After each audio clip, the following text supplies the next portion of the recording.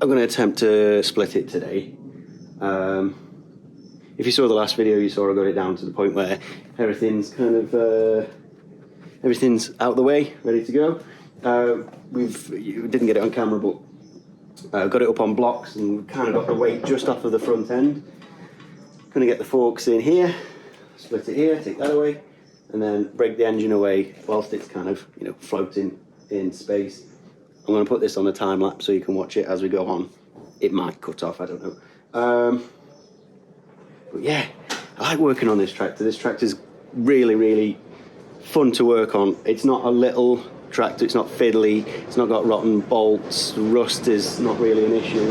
Every bolt that I come to undoes with the right amount of force. It's great, I like it. The only thing I'm a bit worried about is the engine I've got, as it's come out of the combine, different sets of pulleys, different water pump.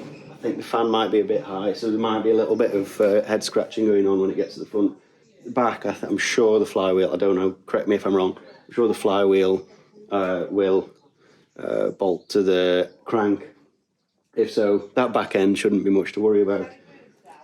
It's just the paraphernalia up front here.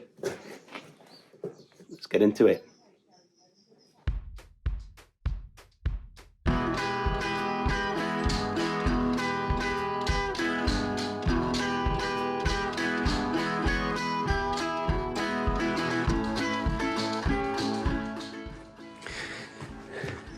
Yep, that bit's off.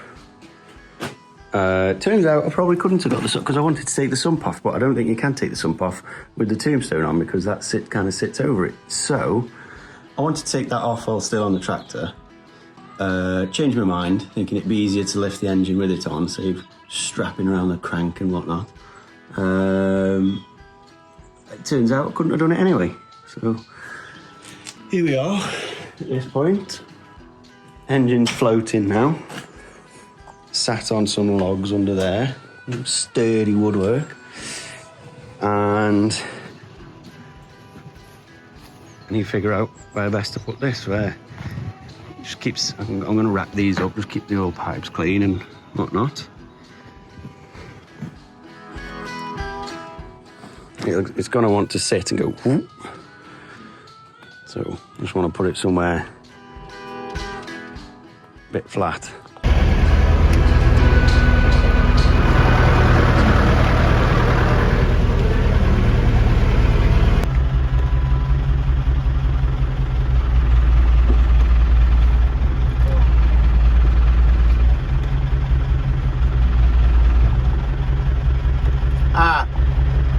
I've just thought, Gaz, trapping that in.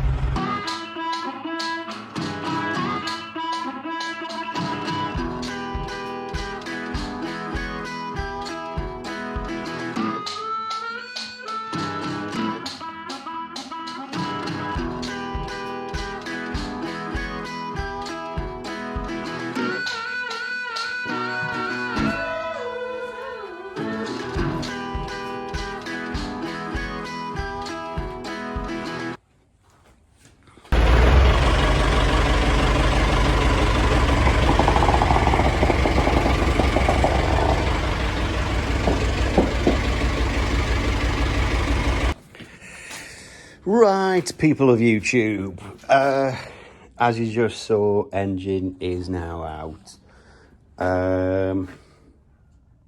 Yeah, that wasn't too bad. Thrust bearing is required for this, and if anyone out there knows much about dual power, I would appreciate some help. Basically, the dual power little valve thing is stuck.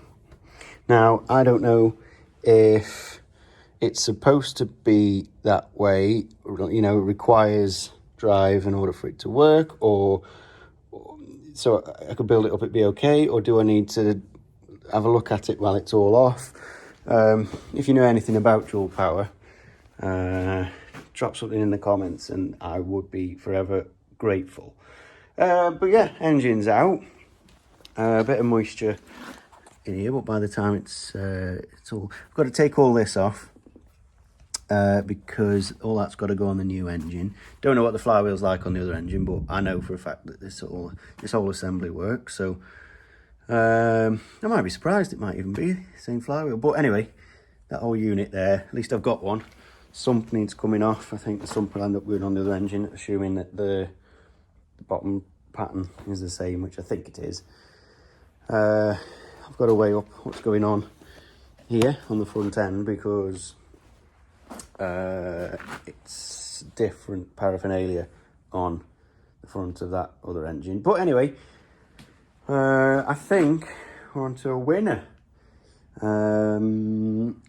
Yeah, she's split here. Not going to do very much in this video, but just it's a quick update because, well, there's not much more I can show you. Having seen some of the stamp work, there's a stamp under here. It says 76, and I wasn't sure if that was anything to do with the age of the tractor or just when that casting part would have been, you know, the molds, the whatever would have been made. But I think having seen, there's a timestamp somewhere on the side of the engine. Is it the other side? I thought it was this side. Here now, somewhere. Is that your date there? Oh, it's 6th of the 7th. Where is it? I've seen it somewhere. 6th of the 7th, 1976. It says on it. Or is it on the back here? Oh, there. You can't see because we've not got the light on, but it does say 2nd of the 7th, 76. So it does say on tractor data, again, these 87s, I really don't know that much about them, but it does say on there that I think, unless I've read it wrong, 77 to 79 were the years that these are out. So I'd say this is an early 87 if that's the case, unless, like just said back there, that's just the castings from either previous models or in preparation for this model. I don't know. So it's a 76 model, and another thing I can't quite work out about these 87s is where it'd be made. So I'm right. I think I'm right in thinking that like the 8000 series and the 9000 and the 86 and the 96 were American-built tractors. Where was I? Yeah, the 86 and the 96 tractors, which was the generation before this one, I believe were American-built. The TW10, which this is basically the predecessor to. I'm pretty sure there's not much between this and a TW10. I think it's just the naming, the number convention changed at a certain point, to which the 87, what this is, became the TW10. I know the TWs were built in Belgium, so I can't quite work out if this is Belgian built or American built, and I'm sure someone out there, one of you guys watching, will know the answer to that. I don't. I'm guessing it is Belgian built. If they were setting up to do, like, you know, if they ended up doing the TWs there, a lot of the tin work I think is metric. I'm pretty sure it's metric fitting. It's hard to say, but I will say, like, some of these bolts, it's definitely been in a dry climate. So some of you asked in the other video, or on the Instagram, like, where is it American spec? I don't know if it's classed as American spec, but it's lived its life in Greece. These tyres are not tyres that we particularly have in this country, but it's from Greece, which is why every part of it is dry. Every bolt that I've come to is pristine, and not necessarily pristine like this one here. I mean, that's got original paint on the head, but look at the thread on that. That's a lower down bolt covered in oil, but what I mean is every bolt has opened, is cracked and opened exactly how you want it to. It's been an absolute breeze to work on. Brilliant, brilliant tractor. Nice and easy. Everything's within reach. It's just big lumps bolted to each other. It's not like bits on bits on bits on bits on bits. It's been a pleasure to work on this.